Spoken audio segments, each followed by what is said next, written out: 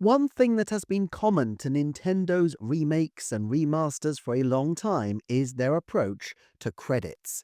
Every few months, a game is revived, and we get the same observation made in the media, which is that the original developers are not named. The remake developers are given full credits, but the people responsible for the heart of the game, the people who made these wonderful, beloved, and often very profitable classics a reality, they are left out in the cold. So, what exactly is going on? Why is Nintendo making this choice? How does this compare across the industry? What are the consequences of this choice? And what might happen in the future? Settle in for a Nintendo Forecast deep dive into Nintendo's credits policy. First of all, let's get to grips with why credits exist. As well as being commercial products, games are in their own way pieces of art, and it is natural to want to know who created, in some cases, hugely iconic pieces of work. We're also now well accustomed to many credits appearing in films. Guild and union rules in the American film and television industry dictate quite specific regulations about how credits should be shown, with specific negotiations taking place for which actors will get top billing, who gets the and or with credits, and the difference between a special guest star and a special guest appearance. While you might think Japan could have a different philosophy, I've been struck while researching this video on multiple accounts of something apparently common in Japan, which is for cinema goers to remain seated for the duration of the film credits. I've seen no broad consensus, however, for why this is. Japanese films do tend to have significantly shorter credits than American films, and there are stronger cultural and behavioural norms which might make it frowned upon for people to clamber their way out of the cinema before everybody is finished with the experience. The growing presence of post-credit sequences don't seem to have been a determining factor, with some Japanese films notifying cinema goers that a post-credit sequence will follow at the beginning of the credits. A common assertion, therefore, is that this is a mark of respect for the work of all the people involved in the creative endeavour, but it's difficult to quite know how much this is the case, or even whether this is a post hoc rationalisation for behaviour which has emerged over time. And I do think we forget how these behaviours do emerge over time. Alfred Hitchcock's film Psycho was groundbreaking, not least because he insisted that attendees actually watched it from start to finish to preserve the twists in the story. This was not common in the UK, at least, where people would enter the cinema mid-film and watch A and B movies until they looped back to where they came in, something that seems hard to believe today. If there is a culture of respect for the creators, though, this culture does not appear to have carried over to games. John Strachapinek's 2022 article for Time Extension summarizes three key themes regarding credits from the work he put into his book series on the history of Japanese game developers. His three key takeaways of the attitude of Japanese game developers towards credits were, and I quote, 1. They had little, if any, awareness their games were even known outside of Japan, let alone popular.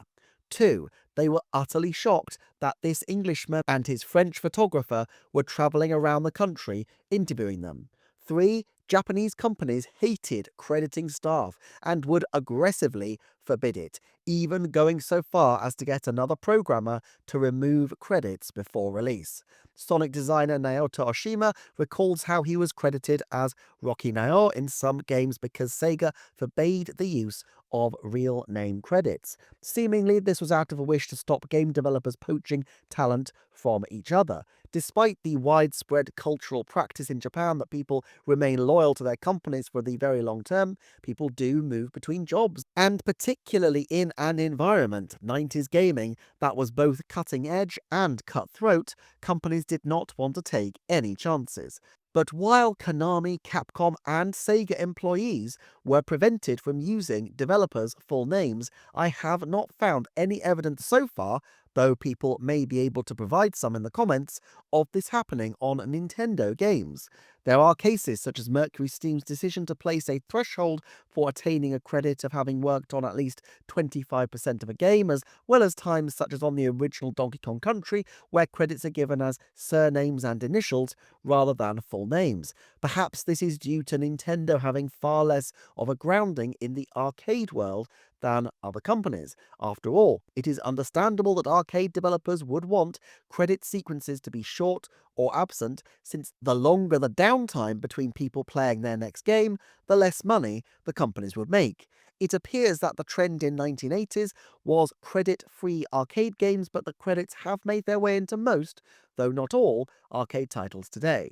Also, Nintendo was more or less on the forefront of having game developers be celebrities. Shigeru Miyamoto soon became a household name, and in the Iwata era, the company became highly personalized in many ways, with people like Miyamoto, Iwata, Aonuma, and Reggie Fils-Aimé becoming household names, at least among those households who were keen Nintendo players. In a sense, you could say that they had less to lose, as they were already a market leader in the Japanese home console space, and while they faced threats to their market dominance from Sega in the West, within Japan, where their developers were primarily based, Nintendo remained strong. This meant that poaching ceased to be a major concern, and indeed, promoting these iconic figures was a boon, as the chance for mentorship by the best in the business probably enticed people to work at the company. All that said, these people are mainly famous not for their roles as game directors, although many did that as well, but for their roles in game marketing. Reggie Fils-Aimé was not even a game developer at all, and while Shigeru Miyamoto had to wait until 2000 to become a Nintendo corporate director, he had long been the face of Nintendo's game development wing, promoting even titles which were not his directly. But while it may have been useful back then to promote specific game developers, times have changed. In recent years, we've seen far less of Fils-Aimé's successor Doug Bowser, far less indeed of any of the developers apart from the most long-standing names such as Koizumi, Sakamoto, Takahashi, and Aonuma, and the company has moved towards a cleaner corporate aesthetic. Inarguably, these games are massive team efforts, and given that the core characters and philosophies derive generally from Nintendo's great history of craftsmanship, it may be, one could argue, fair to consider these products as being the artistic work not of any one individual or group of individuals, but of the corporation that produces them. At any rate, that is what I suspect Nintendo might contend. This is not to say that they don't issue credits at all, they clearly do, but when it comes to remakes and re-releases, they are far less keen to credit past developers who may not be at the company any longer a second time. However, while Nintendo has changed, there is also a developing industry consensus on the use of credits. The International Game Developer Association, or IGDA, is a non-profit organization based in the United States, but with 12,000 members across the world, which for over 30 years has been supporting game developers. They have created their own game crediting guide with an aim to promote a more standard approach to game credits.